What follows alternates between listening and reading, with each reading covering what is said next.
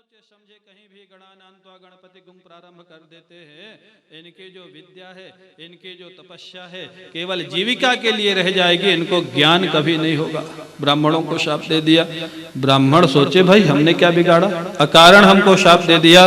भृगु जी को भी क्रोध आया, बड़े तपस्वी थे। भृगु जी ने हाथ में जल लिया, बोले मैं शंकर जी के गणों को शाप देता हूँ। भक्तों को, जितने शिव भक्त होंगे सब पाखंडी हो जाएंगे। हाँ, सब पाखंडी। कोई बड़ी बड़ी जटाएं रखेगा, कोई भभूति लगा लेगा, कोई हड्डी पहन लेगा, कोई गांजा पिएगा, कोई भांग खाएगा शंकर जी के नाम पर। हाँ, कोई शंकर जी थोड़ा कहते हैं कि सब करो, बोले उनके नाम पे सब ये काम करेंगे। महाराज कोई श्मशान में बैठा रहेगा, कोई महाराज मरघट से महाराज खोपड़ी उठा लाएगा, ये सब शिव भक्त करेंगे। नष्ट शौचाहा, कोई पवित्रता इनमें नहीं रहेगी। मूढ़ धियाहा, बुद्धि खराब हो जाएगी। जटा भस्मास्थिधारिणा, कोई हड्डी धारण करेगा, कोई महाराज भस्म, कोई जटाएं। विशंतु शिव दीक्षायाम यत्र दैवम सुदासव, ये शाप दे दिया। ये दोनों शाप अभी तक भी थोड़ा थोड़ा दिखाई देते हैं। हाँ, थोड़ा पंडितों में भी और थोड़ा शिव भक्तों में भी थोड़ा थोड़ा भी असर दिखाई देता है महाराज। क्यों स्वामी जी? स्वामी जी आप हंस रहे, मतलब दिखाई देता है। तो इसके बाद भगवान शंकर ने देखा शापा सापी शुरू हो गई, अब यहाँ नहीं रहना चाहिए। हाँ, जहाँ ज्यादा, जब एक गाली दे दूसरा गाली दे फिर गाली दे, इसका अंत कहाँ होगा कोई पता नहीं। भगवान शंकर ने अपने गणों को बुलाया, चलो चलो चलो, हो गई सभा, चलो अब यहाँ से। सभी गणों को लेकर के चले गए महाराज कैलाश। लेकिन एक ब्रह्मनिष्ठ महापुरुष का आप जीवन देखें, इतना बड़ा अपमान हुआ अकारण।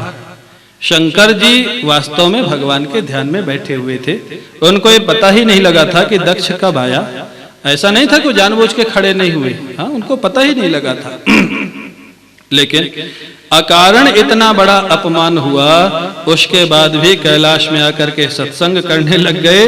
दक्ष की पुत्री सती से इसकी कोई चर्चा नहीं की। हाँ, ब्रह्मनिष्ठ कहना सरल है, ब्रह्मनिष्ठ हो जाना जीवन में अनुभूति में थोड़ा कठिन काम है। हाँ, प्रवचन दे देना मंच पर बैठ करके हम ब्रह्मनिष्ठ हैं, ये ज्ञान है, ये वेदांत है। हाँ, कब तक? बोले जब तक माला पहना रहे, जब तक प्रणाम कर रहे हैं, जब तक स्वामी जी बड़े अच्छे हैं ये कह रहे हैं। एक बार स्वामी जी को उद्घाटन के समय 2-4 गाली दे दो, फिर बोलो स्वामी जी अब ज्ञान सुनाओ। हाँ, फिर स्वामी जी का भाषण देखो क्या होता है। ब्रह्मनिष्ठ कहना बहुत सरल है, हाँ, हो जाना कठिन है। भगवान शंकर सती से कोई चर्चा नहीं की, इस घटना की, अपने सत्संग में लग गए। लेकिन दक्ष सोचता है अगर यज्ञ नहीं होगा तो शंकर जी को मैंने शाप क्या दिया है कैसे पता लगे? शंकर जी को यज्ञ में हिस्सा नहीं मिलेगा, ये शाप दिया। तो शंकर जी के अपमान के लिए यज्ञ करता है, सबको निमंत्रण देता है, केवल शंकर जी को छोड़ करके। यज्ञ हो रहा है लेकिन यज्ञ का उद्देश्य है भगवान शंकर का अपमान। हाँ, ऐसे भी आयोजन होते हैं कहीं कहीं। आयोजन का उद्देश्य भगवत प्राप्ति नहीं होती, विश्व शांति नहीं होती है, दूसरे को गिराने की स्थिति होती है। हाँ, इसने इतना बड़ा यज्ञ किया था, हाँ, इसने हमारा सतचंडी किया था तो हम सहस्त्र चंडी करेंगे। हाँ, अब उसको चंडी से मतलब नहीं है, हाँ, वो सतचंडी क्यों किया इससे मतलब है। ऐसे भी अनुष्ठान होते। हमारे महाराज जी सुनाते थे, बोले एक व्यक्ति ने बड़ी साधना की देवता की और देवता प्रसन्न हुआ, प्रकट हो गया। बोले भाई वरदान मांगो, लेकिन एक शर्त है, जो तुम मांगोगे उसका दुगना तुम्हारे पड़ोसी को मिलेगा। वो पड़ोसी से ही तो चिढ़ता था, उसी के लिए उसने तपस्या की थी। वो बोले ये क्या बात है, मैं तपस्या की दुगना उसको मिलेगा, चलो कोई बात नहीं। फिर बुद्धि भिड़ाया, वो कहता है देवता जी पहला वरदान दो, मेरी एक आंख फूट जाए। क्यों? पड़ोसी की दोनों जाएंगी।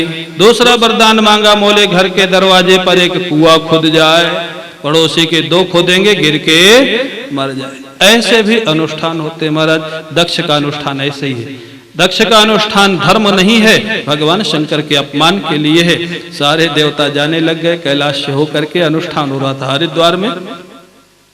सती ने पूछा आप लोग कहाँ जा रहे हैं? अरे आपके पिता के घर में यज्ञ है, आपको मालूम नहीं? सती को बात समझ में आ गई। उनके जाने के बाद भोले बाबा से बोली, महाराज प्रजापतेस्ते स्वशुरस्य सांप्रतम निर्यापितो यज्ञ महोत्सव किल। सती दक्ष पुत्री है ना, बोलने में बड़ी कुशल है। महाराज आपके ससुर के यहाँ यज्ञ हो रहा है। हाँ देखो, ये भी कह सकते थे कि हमारे पिता के यहाँ हो रहा है, अर्थ दोनों का एक ही है। आपके ससुर के यहाँ यज्ञ हो रहा है, क्योंकि उनसे संबंध जोड़ेंगे तो शायद चलने के लिए तैयार हो जाए। हाँ, ये कहने का तरीका है। प्रजापतेस्ते स्वशुरस्य सांप्रतम, तुम्हारे ससुर के यहाँ यज्ञ हो रहा है, क्या आप नहीं जाएंगे? आप चलेंगे तो हम भी चलेंगे। बहुत समय हो गया माँ से मिले हुए, बहनों से मिले हुए। भगवान शंकर नहीं चाहते बताना, चुप बैठे। सती ने सोचा लगता है आमंत्रण नहीं मिला इसलिए शंकर जी नहीं जाना चाहते हैं। तो सती ने वो भी कह दिया, महाराज शास्त्र में तो लिखा है पिता के घर, गुरु के घर, मित्र के घर आमंत्रण ना मिले तो भी चले जाना चाहिए, ये शास्त्र का विधान है। अब भगवान शंकर को हंसी आ गई। क्यों हंसी आ गई? हंसते हुए बोलते हैं प्रहसन। हाँ, हंसने लग गए भगवान शंकर। क्यों हंसे भाई? भगवान शंकर को लगा जगत गुरु तो मैं कहलाता हूँ, सारे संसार को उपदेश में देता हूँ, आज मेरे को उपदेश ये दे रहे। इसलिए हंसने लग गए इनके साहस पर। भगवान शंकर बोले, देवी ठीक कहती हो, बिना बुलाए जाना चाहिए, लेकिन भूल से निमंत्रण न मिला हो तो जाना चाहिए। जानबूझ के न दिया गया हो तो चाहे गुरु हो, चाहे पिता हो, चाहे मित्र हो, नहीं जाना चाहिए। कोई भी हो, जानबूझ के अगर नहीं दिया गया तो मन में कोई ना कोई द्वेष है, वहां जाने से अच्छा नहीं होगा। और अब सारी घटना बताई। अकारण ही तुम्हारे पिता मेरे से नाराज हो गए थे, आज तक मेरे से बैर मानते हैं, मेरे कारण उन्होंने तुमको भी नहीं बुलाया। मैं तो यही कहूंगा कि तुमको भी वहां जाना नहीं चाहिए। भगवान शंकर ने अनेक तरह से समझाया, लेकिन इतना समझाने के बाद मौन हो गए। क्यों? मैत्रेय जी कहते हैं भगवान शंकर जानते थे कि ये समझने वाली नहीं है, ज्यादा समझाने से कोई फायदा नहीं है, मौन हो गए। और बात सत्य थी। सती एक बार सोचती है अब क्या करूं, पिता के घर जाना चाहिए। फिर सोचते हैं पति की आज्ञा नहीं है, अंदर बाहर करते करते जोश आ गया, रोष आ गया। भगवान शंकर की तरफ लाल लाल आंखों से देखने लग गई। इनके कारण मेरी दुविधा हो गई, द्वंद्व हो गया, जाऊं कि नहीं जाऊं। अंत में निर्णय किया जाऊंगी। और भगवान शंकर की तरफ, हाँ सुखदेव जी कहते हैं राजन, ये वही भगवान शंकर है जिन्होंने करुणा पूर्वक सती से विवाह किया था। भगवान शंकर को विवाह की जरूरत नहीं। आज वही सती भगवान शंकर को लाल लाल नेत्रों से देख रहे जैसे भस्म कर देंगी, और चली गई भगवान शंकर से बिना पूछे चल पड़ी पिता के घर के लिए। महाराज जी कहते थे देखो भगवान शंकर अपनी पत्नी को समझाने में सफल हुए कि नहीं हुए? बताओ। हाँ? नहीं हुए ना। तो आप सफल ना हुए तो दुखी मत होना, बस यही सीखना है। हाँ? सफल हो जाए तो बड़ी खुशी की बात है, नहीं सफल हुए तो सोच लेना कि भगवान शंकर भी तो नहीं हुए थे। हाँ? ये चलता है महाराज, यही दुनिया का स्वरूप है।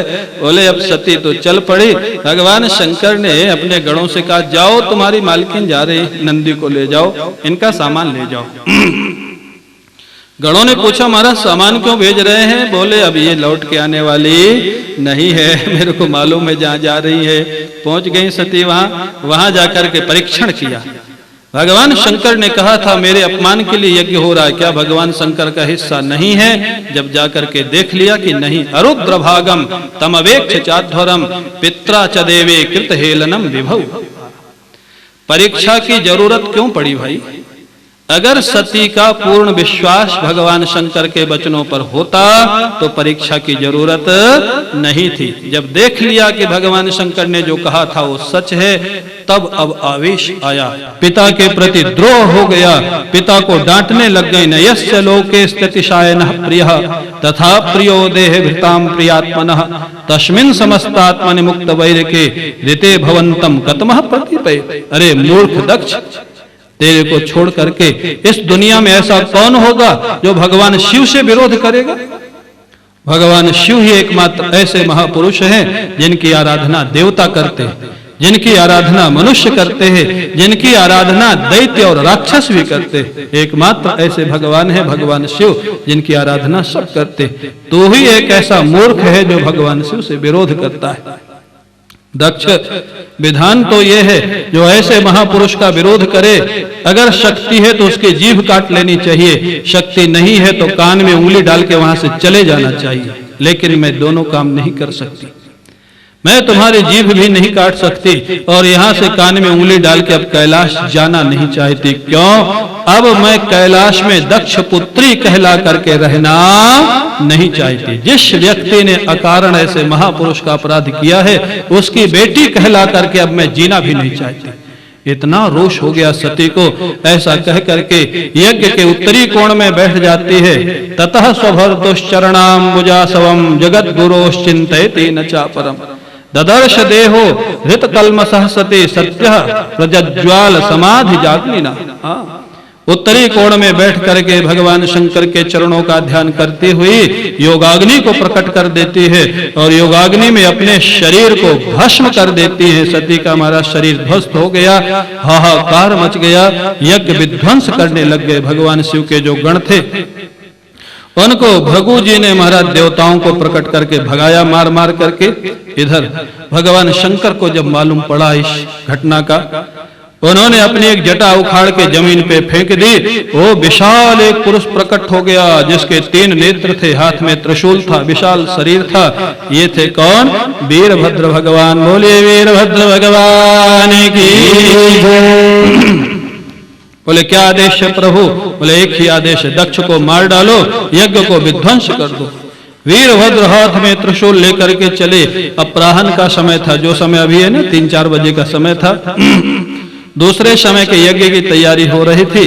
कुछ लोग यज्ञशाला में थे, कुछ पाकशाला में थे, यजमान लोग विश्रामशाला में थे। ओ महाराज वीरभद्र और शंकर जी के गण पहुंच गए। यज्ञ कुंड के जितने डंडे थे, लाठियां थी, उखाड़ ली और उन्हें लाठियों से दक्षिणा देना प्रारंभ कर दिया महाराज। हाँ, जितने देवता थे, जितने ब्राह्मण थे, दे धड़ाधड़, किसी का हाथ टूटा, किसी का पैर टूटा, किसकी दक्षिणा, किसका भोजन, भगदड़ मच गई महाराज। वहां पर सारे देवता ब्राह्मण भागे, लेकिन 4 लोगों को पकड़ लिया गया। आचार्य जी पकड़े गए, मुख्य यजमान पकड़ा हाँ, और दक्ष पकड़ा गया, 2 देवता पकड़े गए। सबसे पहले आचार्य को दक्षिणा मिली। क्यों? शास्त्र में विधान है आचार्याय दुगुणम दद्यात्, आचार्य को दुगनी दक्षिणा मिलती है। बोले आचार्य को उठा के पटक दिया, दाढ़ी मूछ दोनों उखाड़ ली। दुगनी मिलनी चाहिए ना, दोनों उखाड़ ली, दाढ़ी मूछ। और जो महाराज भग पूषा नाम के देवता थे उनके दांत तोड़ दिए सारे, पत्थर मारा, 3200 दांत बाहर निकल आए। हाँ, जो भग नाम के देवता थे उनकी दोनों आंखें निकाल ली। क्यों? ये पूषा बहुत जोर से हंस रहा था। जब दक्ष है ना भगवान शंकर को गाली दे रहा था तो पूषा देवता हंस रहा था, और जो भग देवता था वो आंखों से इशारा कर रहा था, और गाली दो, और गाली दो। ये बड़े सिद्ध बनते। सबको दंड मिला, अंत में दक्ष को पकड़ा। दक्ष के गले में तलवार मारी, मरा नहीं, यज्ञ से मंत्रों से अभिमंत्रित था।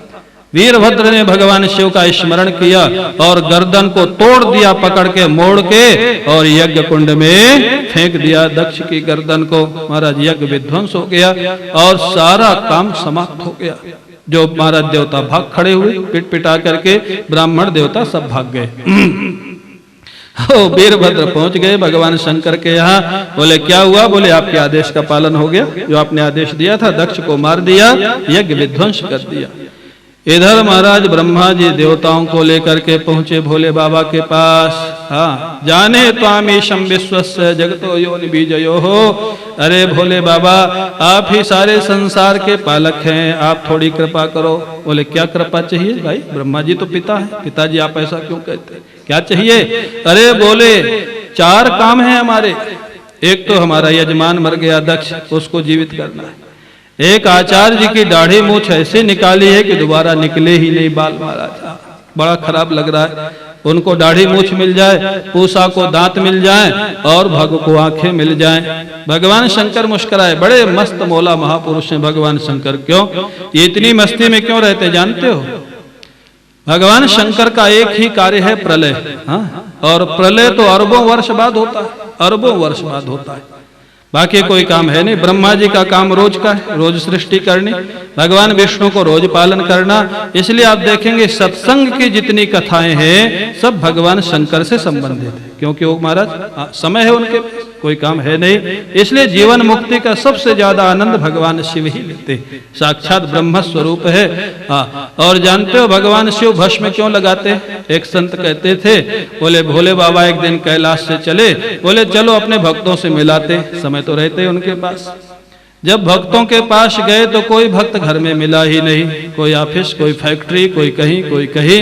बोले बाबा बोले तो सब व्यस्त हैं भाई, यहाँ तो मिलेंगे नहीं, चलो ऐसी जगह में बैठ जाते हैं जहाँ एक दिन सब आएंगे।